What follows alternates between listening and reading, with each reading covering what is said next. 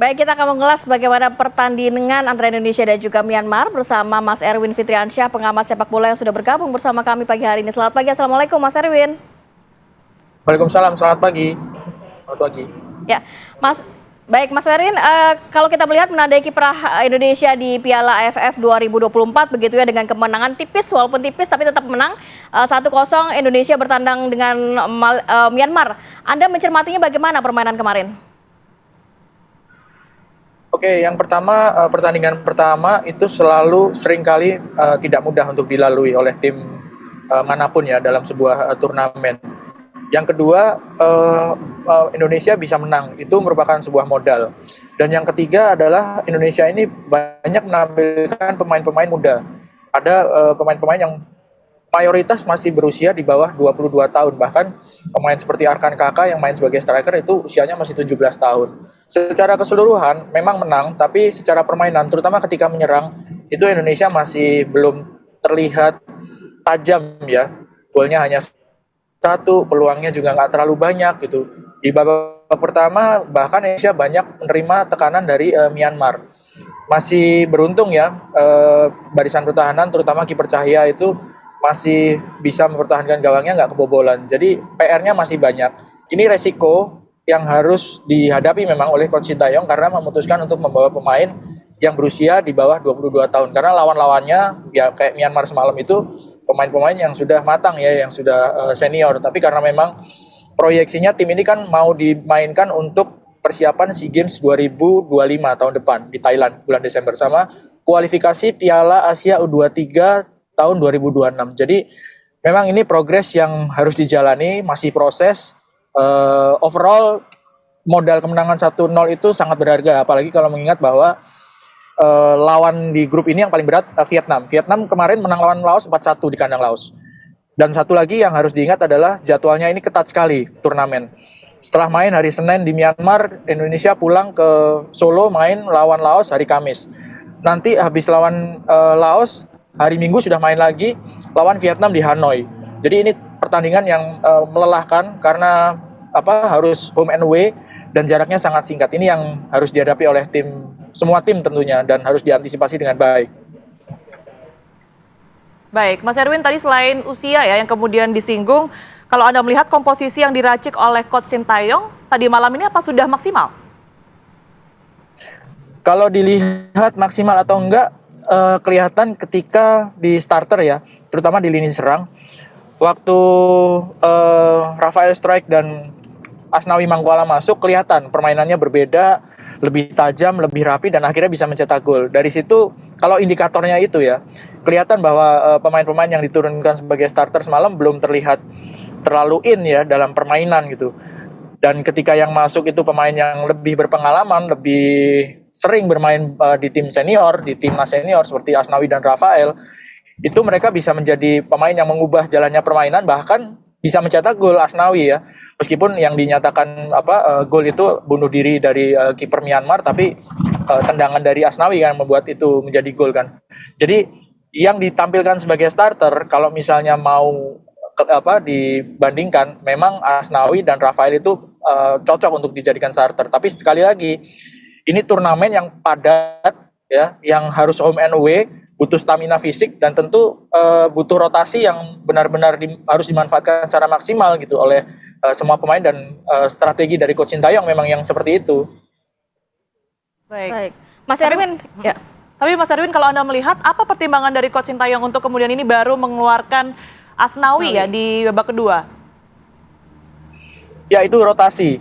Rotasi karena jadwal yang padat, dan sangat mungkin kalau untuk Rafael Strike itu kan baru sampai ya, baru bergabung dengan tim belum lama itu, mungkin hanya sekitar sehari setengah gitu ya, langsung bergabung dengan tim.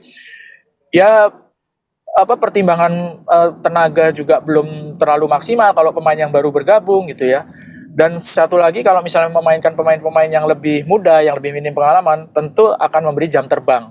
Ini yang sangat penting juga sih, dan semalam memang hasilnya nggak terlalu signifikan gitu ya, apa yang ditampilkan oleh pemain-pemain muda seperti Hoki atau Arkan Kakak. Tapi yang penting adalah di pertandingan pertama yang biasanya nggak mudah, Indonesia bisa menang. Ya, Mas Erwin, kalau melihat kan secara penguasaan bola ini sebenarnya Indonesia cukup unggul begitu ya, tapi agak kesulitan mencetak gol sampai di menit-menit 70 lah ya. Tapi kalau Mas Erwin sendiri melihat apa yang kurang nih sebenarnya yang bisa diperbaikan untuk pertandingan selanjutnya? Apakah dari lini serangan kita atau koordinasi antar pemain atau seperti apa? Oke, yang pertama dari belakang dulu. Yang lini belakang tentu harus lebih rapi dalam koordinasi ya, terutama kelihatan kelemahannya di babak pertama. Beberapa kali Myanmar bisa melakukan tendangan on target ya, yang beberapa kali juga digagalkan oleh penjaga gawang. Yang pertama itu koordinasi di lini belakang. Lini tengah ini menurut saya yang paling lumayan ya, paling rapi. Ada di situ ada Arkan juga, namanya Arkan, bukan Kakak. Kalau Kakak yang di depan, Arkan Fikri di lini tengah ini cukup rapi menjadi pemain tengah yang mengkoordinir serangan. Nah, PR terbesarnya memang di lini depan. Di lini depan ini ada Hoki, ada Arkan Kakak yang kelihatan kurang bisa untuk mendapatkan bola, juga sulit, menciptakan peluang juga susah gitu. Memang di situ ada Marcelino Ferdinand, pemain yang salah satu pemain muda yang paling berpengalaman ya. Dia main di tim senior juga sudah sering gitu, tapi memang secara koordinasi masih belum terlalu rapi dengan dua rekan-rekan yang ada di depan itu. Jadi 3 orang pemain depan itu masih kelihatan kurang rapi dalam berkoordinasi. Baik, tapi kalau melihat Ferdinand tadi sudah disinggung oleh Mas Erwin juga, kalau lihat bagaimana kemudian strategi dari Coach Sintayong ini kan keseringan ditaruh di penyerang sayap begitu ya. Nah ini Anda melihatnya seperti apa, Mas Erwin? Nggak apa-apa. Marcelino ini pemain yang versatile, bisa dimain di sayap kiri, sayap kanan, bisa bermain di belakang striker, atau kalaupun terpaksa bisa sebagai pemain gelandang tengah. Jadi memang pemain yang seperti ini yang memang dibutuhkan, dengan peran yang seperti semalam free roll gitu ya, bisa masuk dari mana aja kalau menyerang, itu memang menjadi pemain yang dibutuhkan. Cuma masalahnya dia kan nggak bisa kerja sendirian, harus diimbangi oleh rekan-rekannya dari lini tengah, dan terutama kalau dimainkan sebagai pemain sayap, pemain-pemain depan yang lain itu juga harus bisa mengerti gitu seperti apa maunya Marcelino gitu. Mungkin kalau dia main di tim senior dengan waktu latihan yang lebih lama, dengan pengalaman menit bermain yang lebih lama gitu ya, dengan rekan-rekannya, itu nggak kelihatan gitu, nggak kelihatan struggling, nggak kelihatan kesusahan. Tapi ketika bermain dengan rekan-rekannya yang minim jam terbang, terutama di level senior seperti turnamen seperti ini, dan menghadapi pemain senior seperti pemain-pemain Myanmar, ini yang bisa menjadi kendala ya kalau nggak diperbaiki. Karena sekali lagi lawan di grup ini yang paling berat itu adalah Vietnam, dan kita harus bermain di Vietnam gitu ya. Sebelum melawan Vietnam harus bisa memanfaatkan pertandingan lawan Laos di hari Kamis. Mas Erwin, kalau melihat kan tadi Mas Erwin mengatakan lawan terberat kita adalah Vietnam dan kita harus bertandang ke kandang Vietnam begitu ya. Tapi bagaimana melihat posisi kedua Indonesia di grup B ini, peluangnya nanti akan seperti apa? Melihat lawannya ini kan tak mudah. Ya, yang lolos ke babak semifinal adalah 2 tim terbaik di masing-masing grup. Sekarang Indonesia sudah punya modal kemenangan lawan Myanmar ya. Kalah selisih gol dari Vietnam yang menang lawan Laos 4-1, sehingga sekarang ada di posisi 2. Ya, menurut saya peluang masih sangat terbuka lebar ya, asalkan bisa memanfaatkan terutama pertandingan lawan Laos. Ya, Laos ini bisa dilihat dari skor, mereka adalah tim yang paling lemah di grup. Jadi pemain-pemain Indonesia nanti hari Kamis main di Solo harus bisa memanfaatkan. Yang pertama, tampil tajam supaya selisih golnya membaik, karena Vietnam menang lawan Laos 4-1 ya. Yang kedua adalah bagaimana memperbaiki permainan dengan harus bisa lebih rapi mainnya. Dan yang ketiga, bagaimana rotasi yang dilakukan oleh Coach Sintayong ini juga harus tepat dan harus maksimal. Karena apa?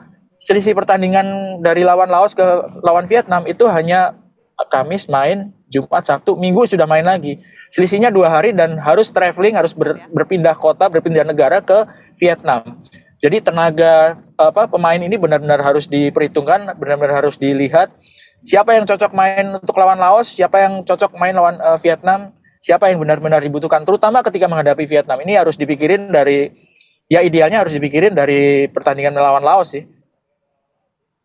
Baik, terima kasih Mas Erwin Fitriansyah, pengamat sepak bola, telah bergabung bersama kami di Apa Kabar Indonesia Pagi. Kita harapkan yang terbaik ya untuk laga melawan Laos yang akan digelar pada 12 Desember mendatang. Amin.